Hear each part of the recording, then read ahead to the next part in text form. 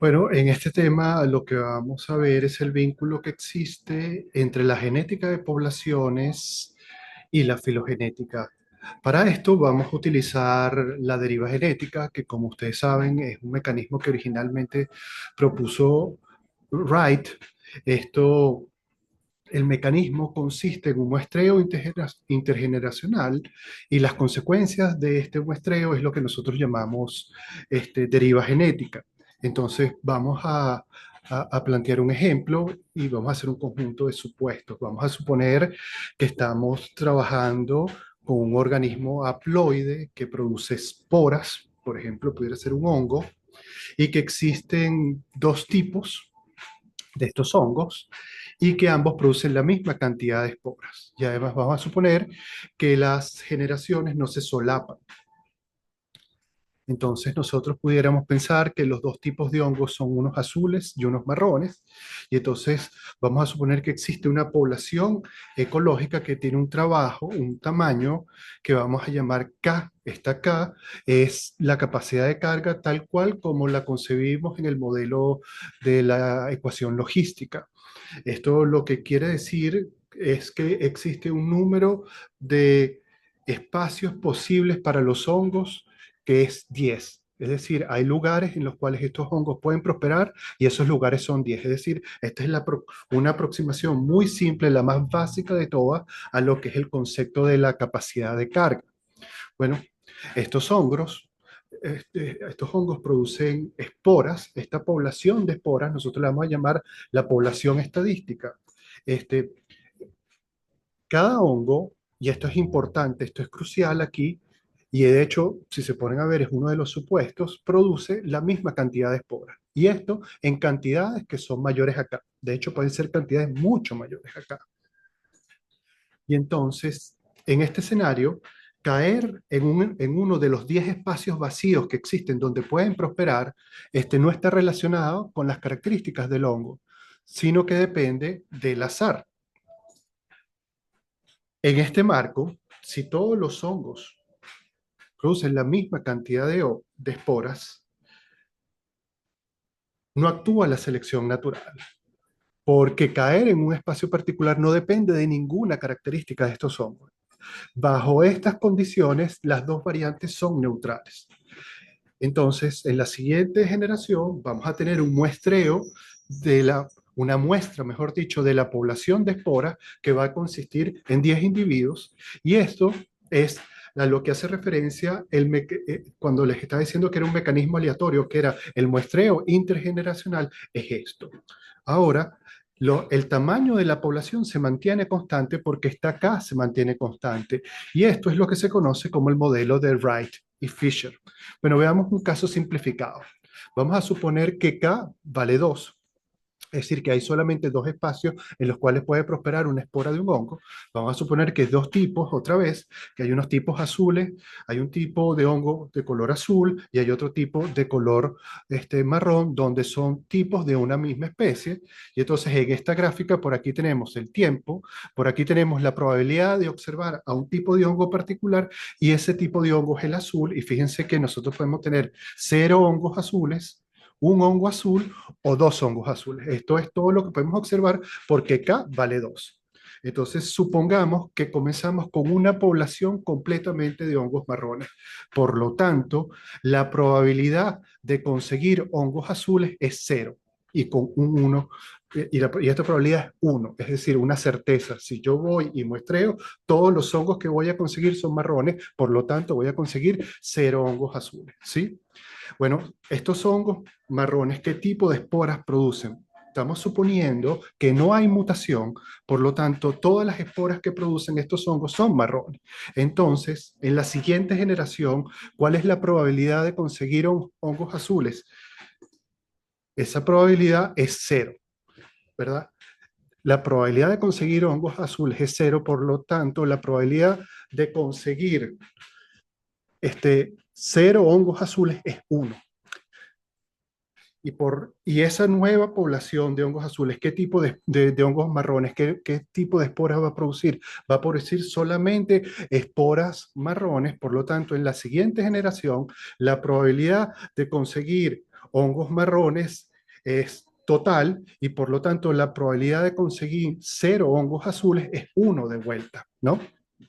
Entonces, fíjense ustedes que aquí lo que estamos observando es que estos bordes son absorbentes, es decir, una vez que yo tengo 0 hongos azules, esto se va a mantener de esta manera, es decir, la población siempre va a estar conformada por hongos marrones. Exactamente lo mismo pasaría si parto de una población en la cual todos son azules, ¿verdad? Entonces se mantendría también aquí, en este caso, los bordes absorbentes. Entonces, el caso que es realmente interesante es cuando tenemos una población en la cual hay un hongo azul y por lo tanto el otro hongo marrón, ¿verdad? Es decir, tenemos la población conformada por mitad y mitad, mitad de hongos azules y mitad de hongos marrones.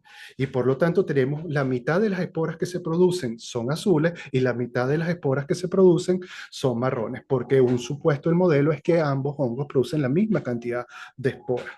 Entonces, para la siguiente generación, por ejemplo, ¿cuál es la probabilidad de obtener 2 hongos azules? Bueno, como tenemos 2 sitios, y tenemos la misma cantidad de esporas de ambos tipos, la probabilidad de que caiga en un sitio una espora azul es un medio y la probabilidad de que caiga en otro sitio otra espora azul es un medio y por lo tanto el producto de esto es la probabilidad total de conseguir 2 hongos azules y esto es un cuarto. Exactamente lo mismo pasa con la probabilidad de que sean todos marrones, es decir, de obtener 0 hongos azules. Y por lo tanto, como una es un cuarto y la otra es un cuarto, necesariamente esta va a ser un medio.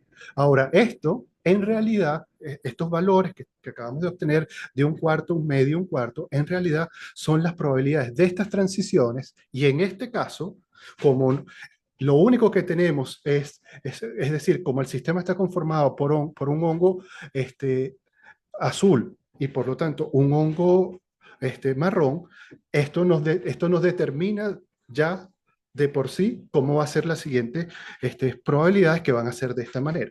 Entonces ustedes aprecian, ¿verdad? Que originalmente teníamos una probabilidad de observar un hongo azul igual a 1.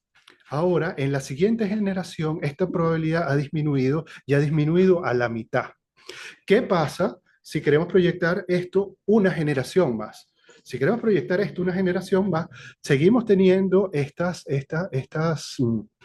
probabilidades de transición, pero ahora también tenemos la probabilidad de que existan solamente individuos azules, es decir, que 2 hongos azules o 0 hongos azules, es decir, 2 hongos marrones, que tenemos que considerar. Este es 2 hongos marrones y este es 2 hongos azules. Entonces, ahora tenemos que tomar en cuenta todo este conjunto de probabilidades de transiciones para la siguiente generación. Entonces, una cosa que vemos es que esto que está aquí, que era la mitad, ¿verdad? De lo anterior, es decir, que era 0,5, se va a disminuir de nuevo en la mitad, es decir, que va a ser un cuarto. Y si esto es un cuarto, necesariamente las otras categorías son 3/8. Entonces, nosotros, lo que obtenemos es esto. Nosotros vamos viendo cómo la probabilidad de la categoría central se va disminuyendo y van aumentando la de los bordes. Esto, de hecho, es un proceso que se conoce como una cadena de Markov. Y en efecto, uno podría resumir todo lo que está ocurriendo aquí en algo que se conoce como una matriz de transición, que es esta que aparece aquí, donde los unos en esta matriz representan el efecto de los bordes absorbentes y la fila central que ustedes observan aquí representa las transiciones asociadas a la categoría central.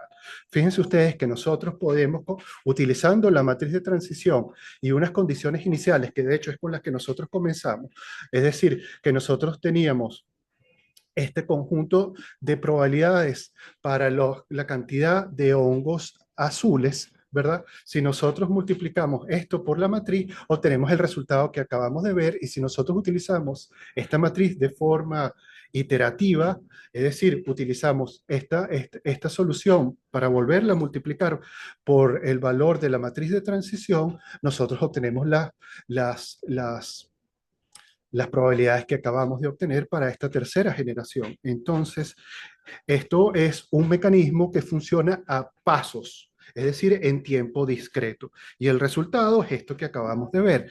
Fíjense ustedes que lo que va a ocurrir, una cosa que ocurre, es que Fíjense ustedes que va disminuyendo el valor de la categoría central, pero esa, lo que disminuye se reparte equitativamente entre las categorías que están a los lados. Entonces, fíjense ustedes que si nosotros nos calculáramos el promedio, la expectativa de estos valores, esto se mantendría constante, pero también vean ustedes que comenzamos con cero varianza y la varianza va aumentando con el tiempo. Esto lo podemos demostrar.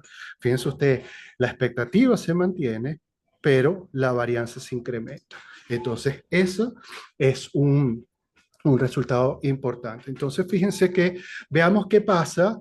Ahora no voy a hacer los cálculos porque sería engorroso. Si nosotros proyectamos qué pasa con esta población durante más generaciones, entonces vean ustedes que lo que vamos viendo es que esta categoría central cada vez tiene un menor valor y lo que se hace es que las probabilidades se van acumulando en los bordes.